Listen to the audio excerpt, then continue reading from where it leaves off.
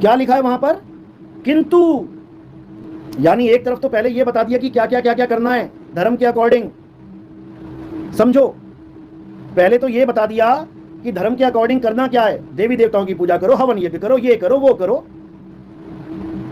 किंतु यानी 17वें श्लोक में क्या बताया? किंतु जो आत्मा में रमण करते हैं, जो अपनी आत्मा में तृप्त हैं, जो अपनी आत्मा में संतुष्ट हैं, उनके लिए कोई धार्मिक कर्म कर्तव्य लागू नहीं होता।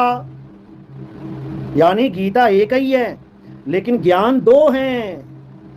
एक पवित्र ज्ञान है जो अध्याय 16 तक बताया, अध्याय 3 का श्लोक 16 तक बताया गया, और एक मूल ज्ञान है जो अध्याय 3 17वें श्लोक में बताया गया। दोनों का निबेड़ा गीता ने कर दिया किंतु लगा के। किंतु समझ लो, लेकिन गीता पढ़ने वाले ही नहीं समझ पा रहे हैं, गीता पढ़ने वाले ही नहीं जान पा रहे हैं। क्यों? क्योंकि उनको कोई बताने वाला तत्वदर्शी संत मिल ही नहीं रहा है उन्हें। अब ये तत्वदर्शी संत क्या है भाई? अध्याय 4 34वां श्लोक। हे अर्जुन, अगर तुम उस परम तत्व को जानना चाहते हो, अगर उस तत्व ज्ञान को जानना चाहते हो, तो किसी राधे राधे करने वाले के पास मत चले जाना, तो किसी राम राम कृष्ण कृष्ण जपने वाले के पास मत चले जाना, तो किसी हवन यज्ञ करवाने वाले के पास मत चले जाना।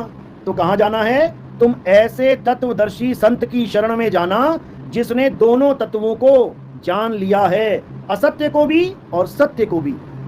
वही तुम्हें तुम्हारी आत्मा का यानी सत्य का ज्ञान प्रदान कर सकता है। तो वहां जाके क्या करना है? वहां जाके दंडवत प्रणाम करना है, दंडवत प्रणाम करना है। और क्या करना है? छल कपट को किनारे फेंक के। अब अर्जुन कोई छल कपट वाला इंसान नहीं था, लेकिन फिर भी समझाया जा रहा है किसको? हम लोगों को, कि अगर गुरु के पास जा रहे हैं तो छल कपट रहित होके गुरु से तत्व ज्ञान को प्राप्त करना है, तब कल्याण होगा, नहीं तो नहीं होगा। समझ लो। क्योंकि कलीकाल क्या करता है? कलीकाल बहुत शातिर है, वो तुम्हारी काया के अंदर बैठा है। तुम गुरु के पास जाते हो, वो भी साथ में जा रहा है, वो भी साथ में ही है। तुम गुरु से नाम लेते हो, वो भी साथ में ही है।